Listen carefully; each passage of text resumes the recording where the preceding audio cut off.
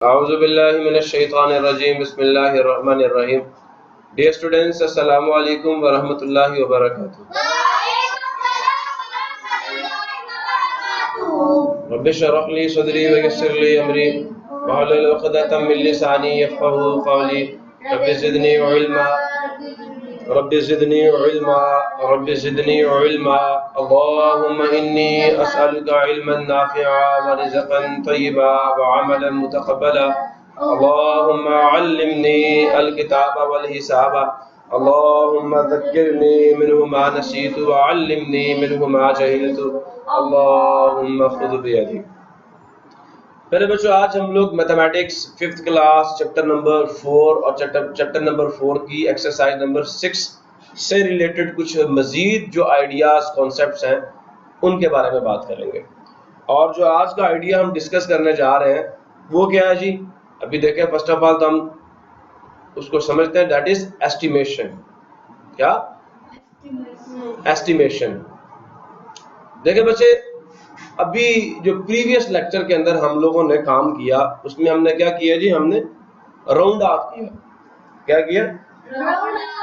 Round of किया decimals को अपनी मतलूबा डेसिमल प्लेस तक।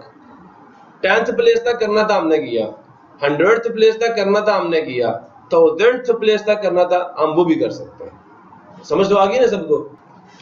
अब हुजूरे वाला एस्टिमेशन क्या है?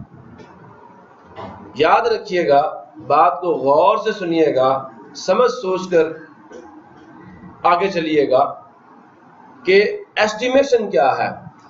एस्टिमेशन एक प्रोसेस है, एक अमल है to find an answer, answer ढूंढने का, जवाब ढूंढने का। बड़े लेवल पे आप कहेंगे सॉल्यूशन ढूंढने का। क्या ढूंढने का? सॉल्यूशन ढूंढने का। Which is closest to the actual answer. जो क्या हो? जो एक्चुअल आंसर है, जो हकीकी आंसर है, उसके क्या हो? करीब तरीन हो। असल आंसर ना हो, असल आंसर ना हो, बल्कि उसके क्या हो? करीब तरीन हो। बात समझ आ रही है? नहीं आ रही? तो सुन ले, estimation is the process to find an answer और the solution which is closest, जो करीब तरीन हो टू द एक्चुअल सॉल्यूशन और answer, but not the actual one. लेकिन वो एक्चुअल वन नहीं होगा, हकीकी आंसर, हकीकी आंसर नहीं होगा। मैं आपको इसकी मिसाल ऐसे देता हूं। एक बंदे के मैंने, सुन रहे मेरी बात? एक बंदे के मैंने 1,01,000 रुपए देने हैं। कितने? 1,01,000 रुपए। असल उसके कितने बनते हैं? 1,00,000। मैंने उसको 1,00,000 रुपए पूरा दे दिया। ऐसा ही है? हाँ भी बदला समीउल्ला। अगर एक बंदा आपसे चीज खरीदता 5,001 रुपए की, तो आप क्या करते हो? कहते चले अंकल आप 5,000 दे दे, 1 रुपए की आप 1 रुपया हमारी तरफ से आपको क्या तोहफा करते हो? नहीं करते? करते हो ना? असल जो आपकी रकम बनती थी वो क्या, कितनी थी? 5,001 रुपए पूरी बनती थी। अगर उसने 5,000 दे दिया, कहेंगे ठीक है जी, 1 रुपया भी आपका आ गया, कोई मसला नहीं है। अगर एक नहीं भी देते तो कोई मसला नहीं है। लेकिन जो 5,000 रुपए है वो 5,001 रुपए के क्या है? करीब तरीन है। असल में 5,001 रुपए, लेकिन आप 5,000 पे भी राजी हो जाते हैं, नहीं हो जाते? समझ आया? 5,000 रुपए 5,001 रुपए की अप्रोक्सीमेशन है, उसकी एस्टिमेशन है। अभी मेरी बात समझ नहीं आई? अब एक बंदे का मैंने 1,00,000 और 1 रुपया देना, तो कहेगा यार तो 1,00,000 दे, 1 रुपया छोड़। वो क्या करेगा? कहेगा चलो 1,00,000 1 रुपए 1,00,000 के इक्वल है, तो मुझे 1,00,000 दे, बस छोड़, 1 रुपया मैं नहीं लेता। ऐसे ही करते हैं, नहीं करते? ऊपर 10-12 रुपए जो होते हैं वो छोड़ देते हैं। अगर मैंने किसी का 1 अरब 1 रुपया देना है, क्या? अब वो कहेगा भाई 1 अरब दे, 1 रुपए को छोड़, उसकी टॉफी खा लेना तू मेरी तरफ से। वो कहेगा तू 1 अरब 1 रुपया देना, तू छोड़, 1 रुपया छोड़, तू 1 अरब दे, बस छोड़। हाँ देखो ना, समझ आ रही है नहीं आ रही? तो एस्टिमेशन के जरिए से हम वो जवाब मालूम करते हैं जो हमारे हकीकी जवाब के करीब तरीन होता है, लेकिन हकीकी जवाब नहीं होता। एस्टिमेशन वो अमल है जिसमें हम एक ऐसा जवाब ढूंढते हैं, एक ऐसा आंसर ढूंढते हैं, एक ऐसा सोल्यूशन ढूंढते हैं जो हमारे हकीकी जवाब के करीब तर होता है, लेकिन वो हकीकी जवाब नहीं होता। अब बात समझ आ रही है नहीं आ रही? अच्छा, अब आप सोचेंगे सर ऐसा क्यों है? हम हकीकी जवाब, बेटा बात का हमारे रियल वर्ल्ड में इस तरह की प्रॉब्लम्स एग्जिस्ट करती हैं जिनका सोल्यूशन फाइंड करना अभी हमारे लिए पॉसिबल मुमकिन नहीं है। तो फिर हम क्या करते हैं, हम उन प्रोसेसेस को अप्रोक्सीमेट करते हैं, और जब आप बड़े हो जाएंगे तो आपको फिर इंशाल्लाह एक सब्जेक्ट पढ़ाया जाएगा किसके नाम से? न्यूमेरिकल अप्रोक्सीमेशन के नाम से। न्यूमेरिकल पूरा एक सब्जेक्ट है, न्यूमेरिकल अप्रोक्सीमेशन पूरा एक सब्जेक्ट है, 6 माह का एक कोर्स है पूरा जो आपको पढ़ाया जाएगा। इसको न्यूमेरिकल एनालिसिस भी कहते हैं। समझ आ रही नहीं आ रही? इसको न्यूमेरिकल एनालिसिस भी कहते हैं, न्यूमेरिकल अप्रोक्सीमेशन भी कहते हैं, ठीक है। और फिर आपको हो सकता है कि numerical solutions of ordinary differential equations भी पढ़ाया जाए, या डिफरेंशियल इक्वेशंस के आपको न्यूमेरिकल सॉल्यूशंस पढ़ाए जाएं, पार्शियल डिफरेंशियल इक्वेशंस के आपको न्यूमेरिकल सॉल्यूशंस पढ़ाए जाएं। तो ये तो बस मैं आपको बता रहा हूँ, फिलहाल पढ़ा नहीं रहा, सिर्फ आपको एक आइडिया दे रहे हूँ कि आगे जाके ये बातें भी होंगी। ये जो एक छोटा सा डब्बा आपको नजर आ रहा है ना, ये डब्बा आगे जाके बहुत बड़ी फील्ड बन जाएगा, बहुत बड़ी। ये एस्टिमेशन को छोटा काम नहीं है, ये बहुत बड़ा फील्ड है मैथमेटिक्स का, बहुत बड़ा फील्ड है मैथमेटिक्स का। लेकिन अभी आपके लेवल पे सिर्फ आपको एक छोटा सा प्रोसेस करवाएंगे, एक छोटा सा जो है वो आइडिया देंगे, एंड देन आपकी जो है वो इससे जान छूट जाएगी, मैं तो यही कहूँगा। तो बच्चे ये बड़ी मजे की चीज़ है, इसके जरिए से बड़े बड़े प्रोसेसेस को हम कंट्रोल करते हैं, उनको अपनी मर्जी के मुताबिक चलाते हैं, ठीक है। बात समझ आ रही नहीं आ रही? तो आगे चलते हैं, अब हम इसको समझते हैं। तो ये जो थोड़ा सा रहा है मैं ये भी पढ़ देता हूँ। कहता है वी कैन एस्टिमेट द सम।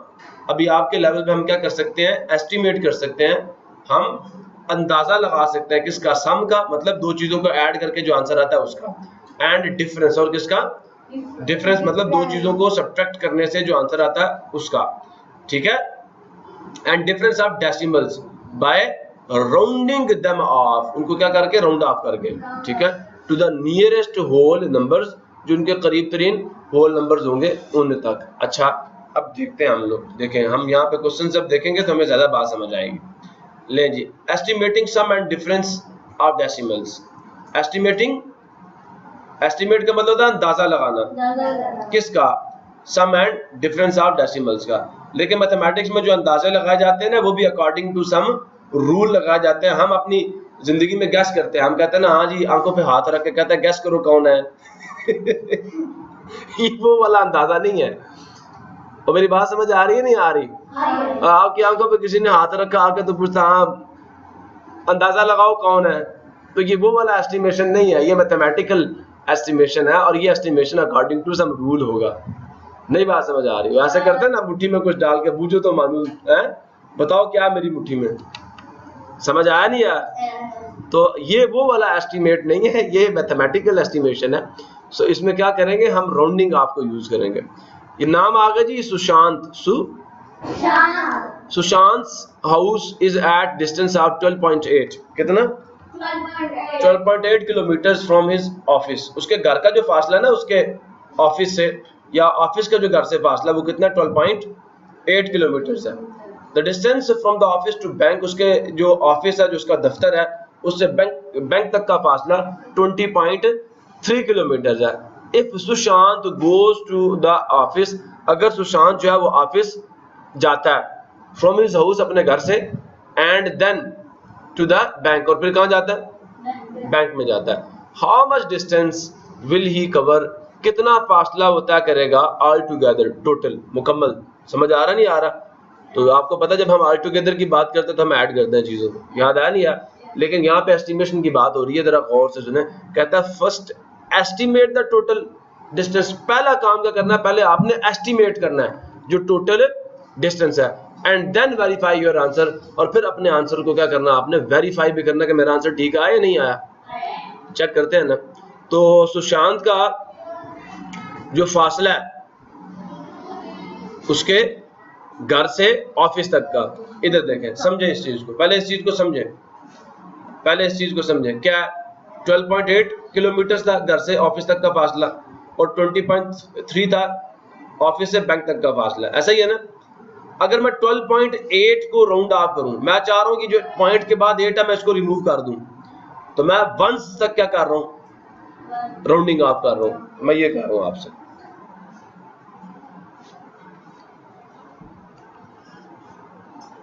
12.8 जो है, सुन रहे हो, मैं चाह रहा हूं इसको राउंड ऑफ करूं कहां तक, 2 तक,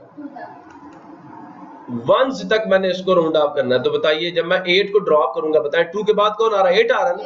अब बताओ 2 में 1 ऐड करूंगा नहीं करूंगा, करूंगा ना, तो यहाँ पे क्या आ जाएगा 13 और 8 चला जाएगा, ठीक हो गया।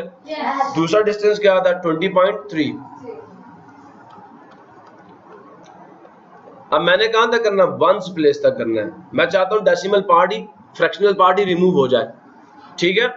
तो मुझे ये बताएं, ये 0 तक हमने राउंड ऑफ करना है, 0 के बाद कौन आ रहा है 3, तो क्या हम 0 में कुछ ऐड करेंगे, नहीं करेंगे, तो सीधा सीधा 20 डाल देंगे। प्रॉब्लम है किसी को? अच्छा, अब मेरी बात गौर से सुनना, सुन रहे हो ना, मैं इसको भी ऐड करता हूं और इनको भी ऐड करता हूं, मैं इसको भी ऐड करता हूं। ये एक्चुअल नंबर्स हैं, कौन से नंबर्स हैं, और ये कौन से हैं, एस्टिमेटेड। राउंड ऑफ करके जो आंसर आता है उसको एस्टिमेटेड रिजल्ट कहते हैं, ठीक है। बात समझ आ गई नहीं आ गई? अच्छा, अब आप बात गौर से सुनिएगा। पहले हम इसको ऐड करते हैं। क्या आपको डेसिमल्स को ऐड करना नहीं आता? 8 में 3 ऐड किया, आंसर कितना आ गया 11। 1 लिखा, 1 इधर चला गया। 2 + 1 कितना हुआ 3। 3 + 0 कितना हो गया, वेरी गुड। ये पॉइंट यहाँ पहले लगा देना है, ठीक हो गया। 1 + 2 कितना हो गया 3 हो गया। ये बच्चे जो आपका आंसर आया ना, this is the actual result, या आपके मुताबिक ये एक्चुअल आंसर है। अब हम इन दोनों को ऐड करते हैं। एस्टिमेटेड आंसर्स को ऐड करने से जो रिजल्ट आएगा वो क्या होगा, एस्टिमेटेड आंसर होगा। चेक करें, 3 + 0 कितना हो गया 1 + 2 कितना हो गया 3। 33 आ गया। अगर मैं इस 33.1 को राउंड ऑफ करूं, 1 को रिमूव करना चाहूं, फ्रैक्शनल पार्ट को रिमूव करना चाहूं, बताओ आंसर ये नहीं आएगा। 3 के बाद 1 आ रहा ना, हम उसे ऐसे रिमूव कर देंगे, वो 5 तो नहीं आ रहा ना, 5 से बड़ा तो कोई नहीं ना आ रहा, तो हम 33 लिखेंगे। तो आपका जवाब बिल्कुल ठीक आया है। ये आपके एक्चुअल आंसर के क्या है, करीब तरीन है। आपके एक्चुअल आंसर के क्या है, करीब तरीन है। अगर आप इन दोनों को ऐड करके फिर आंसर को अप्रोक्सीमेट करते हैं, राउंड ऑफ करते हैं, सुन रहे हो, तो फिर भी आंसर तो 33 आना था ना, आना था ना। आप अगर नंबर्स को राउंड ऑफ करके उन्हें ऐड करके आप एस्टिमेटेड आंसर निकाल रहे हो, तो वो भी ठीक आ रहा आपका। इसका मतलब आपने एस्टिमेशन ठीक की है, आपने एस्टिमेशन क्या की है, और यही बात आपको यहाँ पे समझाई जा रही है। ये देख रहे हो, इनको अलग ऐड किया, इनको अलग, ये देखें इनको यहाँ पे ऐड किया जा रहा है। मेरी बात समझ आ रही है नहीं आ रही? देखें ये जो है ना, ये वाले, ये इन्हें यहाँ पे ऐड कर ले, 33 आ गया, और इनको ऐड करने से आंसर क्या आता है 33.1। देखो ना, ये ऐड किया ना इसको, तो ये 33.1 और 33, इसको राउंड ऑफ करो तो यही आएगा ना। तो इसका मतलब बिल्कुल आंसर ठीक आया। क्लियर हुआ? So the total distance Sushant covered is 33 kilometre. ये एस्टिमेटेड आंसर है। ये कौन सा आंसर है? सो सुन रहे हो, now add the distances and check our estimation is correct और नॉट। बात समझ आ रही है नहीं आ रही? अब जो एक्चुअल नंबर्स थे हमने उनको ऐड किया, आंसर 33.1 आया, तो कहता है सो अवर एस्टिमेशन इज करेक्ट, क्योंकि हमारा जो एक्चुअल आंसर है और जो हमारा एस्टिमेटेड आंसर है वो दोनों क्या आ रहे हैं, एक दूसरे के करीब आ रहे हैं। देखा ना, 33.1 को राउंड ऑफ करो तो 33 आता है ना, तो करीब तरीन है ना, एक दूसरे के करीब है या नहीं। So therefore our result is true, हमने सही एस्टिमेशन की है। प्रॉब्लम किसी को? ये देखें, ये एक्चुअल को ऐड किया और एक इसको ऐड किया, एस्टिमेटेड रिजल्ट्स को ऐड करके एस्टिमेटेड आंसर निकाला था। ठीक हो गया। अब यही काम आपसे इन्होंने यहाँ पे करवाना नीचे। Estimate the difference of 25.3 and 7.9। सुन रहे हो? हम जरा आगे कर लेते हैं इसको।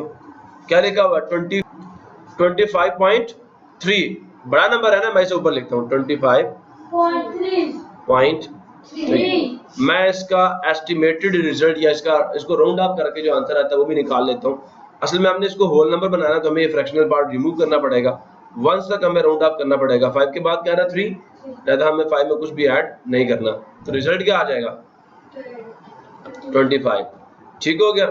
अब दूसरा नंबर क्या है जी 7.9, तो हम यहाँ पे लिखते हैं 9, यहाँ पॉइंट और यहाँ 7, इसको राउंड ऑफ करें तो रिजल्ट क्या आ जाएगा, सीधा सीधा 8 आ जाएगा। 9 है ना, रिमूव कर देंगे तो इसमें 1 ऐड करना पड़ेगा क्योंकि ये 5 से बड़ा है। प्रॉब्लम किसी को। अब हमने डिफरेंस कैलकुलेट करना है, ये एक्चुअल डिफरेंस आएगा और ये एस्टिमेटेड आएगा। ठीक है, 9 में से 3 जा सकता है नहीं ना, यहां से हम 1 क्या करेंगे, बारो करेंगे, पीछे 4 आ जाएगा और ये क्या बन जाएगा 13 में से 9 जा सकता है, बिल्कुल जा सकता है, रिजल्ट आ जाएगा 4। पॉइंट यहाँ पे लिखेंगे, 4 में से 7 नहीं जा सकता, यहाँ से 1 बारो करेंगे, पीछे 1 रह जाएगा और ये क्या बन जाएगा 14 बन जाएगा। 14 में से 7 का आंसर कितना आ जाएगा 7 और 1 एज इट इज यहाँ हम लिख देंगे 17.4। यहाँ तक अगर किसी को बात समझ नहीं आई मुझसे पूछ लो। अच्छा, अगर हम इसको राउंड ऑफ करें 17.4 को, ठीक है, तो क्या आंसर आएगा वैसे, मैं यहाँ पे अप्रोक्सीमेटेड आंसर नीचे लिख देता हूँ, तो 17 सीधा सीधा आएगा। पॉइंट के बाद देखे ना 4 आ रहा है ना 7 के बाद, तो वो 5 से छोटा है। अब हम इसको माइनस करते हैं, देखिए 5 में से तो 8 जा नहीं सकता, यहाँ से हम 1 बारो करेंगे, ठीक हो गया, पीछे 1 रह जाएगा और ये 15 हो जाएगा। प्रॉब्लम है किसी को, 15 में से 8 का आंसर कितना आ गया 7 और 1 एज इट इज नीचे आ जाएगा, उसके नीचे कुछ भी नहीं है, 0 है। अब आप चेक करें, इसका अप्रोक्सीमेटेड आंसर 17 आया था और जो हमने एस्टिमेटेड आंसर का डिफरेंस ले लिया तो वो भी आंसर कितना आ गया 17 ही आ गया। लिहाजा हमारी अप्रोक्सीमेशन क्या है, ठीक है, हमने सही अप्रोक्सीमेट किया। अगर किसी को बात समझ नहीं आई मुझसे दोबारा पूछ लो। क्लियर हो गया? आगे चलें। गुड। अब आपसे क्या कहा जा रहा है यहाँ पे, estimate the sum and difference of the given numbers and then verify your answer. पहली बात तो इनका सम और डिफरेंस एस्टिमेट करो। जब भी एस्टिमेट करने की बात होगी तो क्या मतलब है, आप लोगों ने पहले इन दोनों को राउंड ऑफ करना है, फिर सम लेना है और फिर इनका क्या लेना है, डिफरेंस लेना है। मेरी बात समझ आ रही नहीं आ रही? तो देखें जरा गौर से, हम पार्ट ए को सॉल्व करते हैं जी। कौन है जी 11.4। अगर 11.4 को हम राउंड ऑफ करें, सुन रहे हैं, तो क्या रिजल्ट आएगा इसका, जल्दी से बताएं। देखिए 1 तक हमने इसको राउंड ऑफ करना है, उसके बाद क्या आ रहा है 4 आ रहा है, तो 4 तो 5 से छोटा है, हम कुछ भी ऐड नहीं करेंगे, आंसर क्या आ जाएगा 11। ठीक हो गया, और आगे वाला रिमूव हो जाएगा। दूसरा हमारे पास नंबर क्या आ रहा है जी 3.7 आ रहा है ना, तो 7 यहाँ आ जाएगा पॉइंट के बाद और यहाँ 3 आ जाएगा। अब हम अगर इसको राउंड ऑफ करते हैं तो क्या रिजल्ट आएगा, जल्दी से बताएं।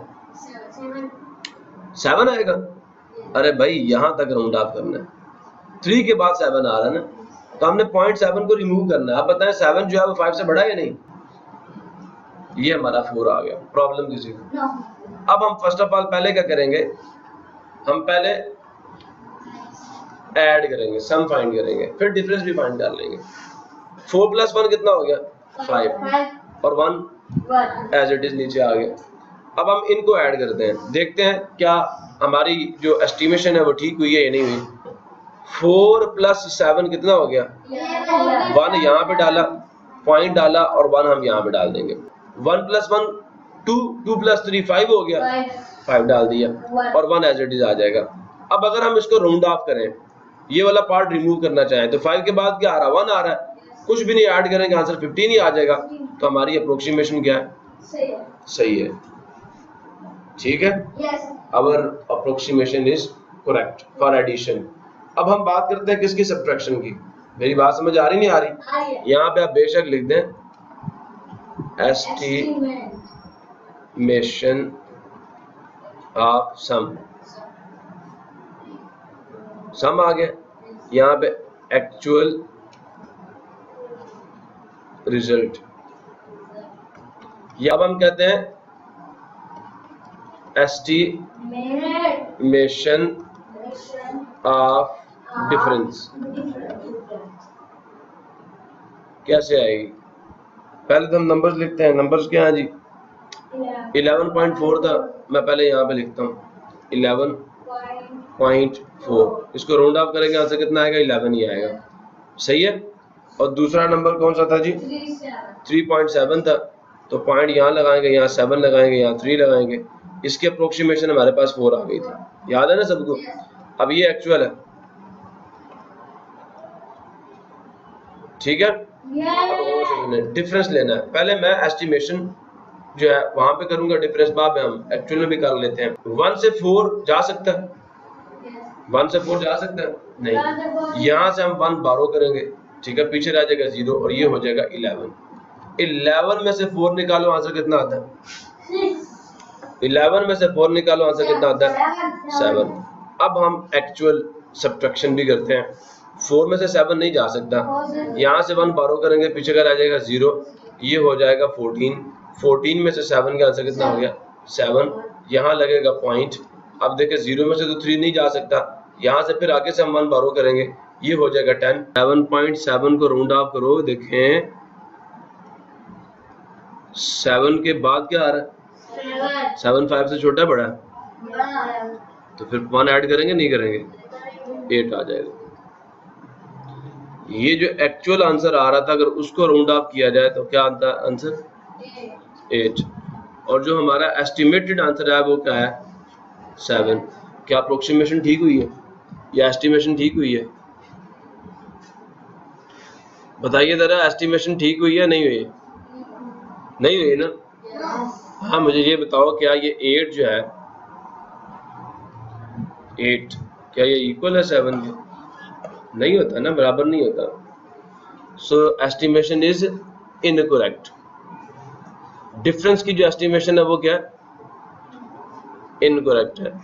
और एडिशन की ठीक आई थी, एडिशन की, लेकिन जो डिफरेंस की आई है वो क्या आई है? वो सही नहीं आ रही, वो सही नहीं आ रही। यहाँ तक किसी को कोई मसला है तो मुझसे पूछ लो, आगे चले। नेक्स्ट देखते हैं क्वेश्चन नंबर 3। ये ट्राई योर सेल्फ में एक दूसरा सवाल पार्ट बी भी था, बी को भी देख लेते हैं। क्या था जी बी? 30.8 एंड 4.2। हम 30.8 को ऊपर लिखेंगे, इसको राउंड ऑफ करें तो क्या रिजल्ट आएगा? देखिए पॉइंट के बाद 8 आ रहा है ना, 0 में हम 1 ऐड करेंगे, 31 आ जाएगा। सिमिलरली जो दूसरा नंबर है हमारे पास, दैट इज 4.2। पॉइंट यहाँ पे आ जाएगा, 4 यहाँ पे आ जाएगा और 2 यहाँ पे आ जाएगा। इसको अगर हम राउंड ऑफ करें तो क्या रिजल्ट आएगा? 4 ही आएगा। ठीक है, हम पहले इनका सम जो है उसे एस्टिमेट करते हैं। मेरी बात समझ आ रही है नहीं आ रही? 8 + 2 कितना होता है? 10। 0 यहाँ पे लगाया, 1 यहाँ पे ले गए और ये पॉइंट हम यहाँ पे लगा देंगे, 5 आ जाएगा और 3 ऐसे ही आ जाएगा, ये वाला 3 ऊपर से नीचे। अब हम इधर एडिशन करते हैं, 4 + 1 कितना हो गया? 5 और 3 एज इट इज। देखो अगर हम इसको अप्रोक्सीमेट करते हैं यही आंसर मिलता नहीं मिलता? तो हमारी जो अप्रोक्सीमेशन है, ये जो हमारी एस्टिमेशन है, दोनों क्या है? ठीक है। एक्चुअल ये था, सम और ये एस्टिमेटेड सम है।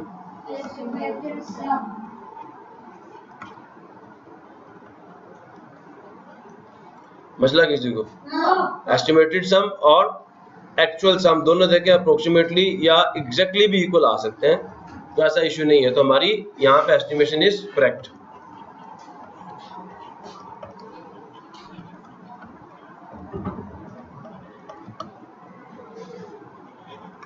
प्रॉब्लम किसी को?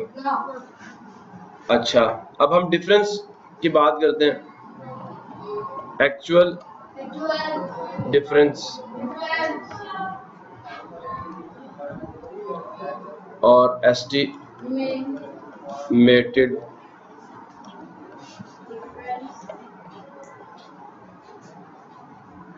डिफरेंस। 30.8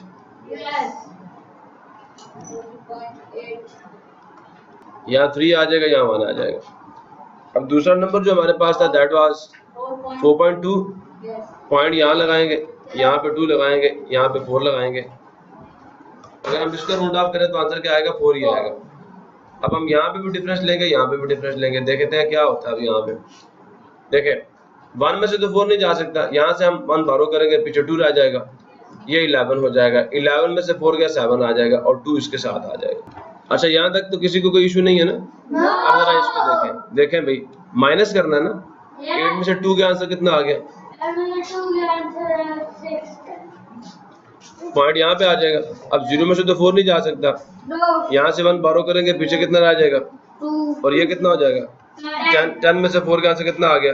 6 और 2 एज इट इज नीचे आ जाएगा। ये हमने क्या कर दिया। अब देखिए अगर मैं इसको अप्रोक्सीमेट करता हूँ, चले मैं इसको शैड पे करता हूँ पहले ऐसे, तो देखिए 6 के बाद क्या आ रहा है? 6 ही आ रहा है, राउंड अप करेंगे, ये भी क्या हो जाएगा? 27। तो ये दोनों देखे सेम आ रहे हैं ना, एस्टिमेटेड रिजल्ट और इसका जो राउंड अप करने के बाद रिजल्ट आ रहा है, दोनों क्या आ रहे हैं? सेम आ रहे हैं। सो देयरफॉर हमारी यहाँ पे जो एस्टिमेशन है वो क्या ठीक है? ठीक है, एस्टिमेशन इज करेक्ट। अच्छा ये सोचो कि इस एस्टिमेशन में क्या प्रॉब्लम था? 11.4 में 11.4 और 3.7 क्या प्रॉब्लम था इनमें कि ये एस्टिमेशन ठीक नहीं हुई? तो इसी के साथ हम अपने इस लेक्चर को क्लोज करते हैं। मिलेंगे नेक्स्ट लेक्चर में क्वेश्चन नंबर 2 और क्वेश्चन नंबर 3 के सॉल्यूशन के साथ। तब तक के लिए अल्लाह हाफिज। पाकिस्तान जिंदाबाद।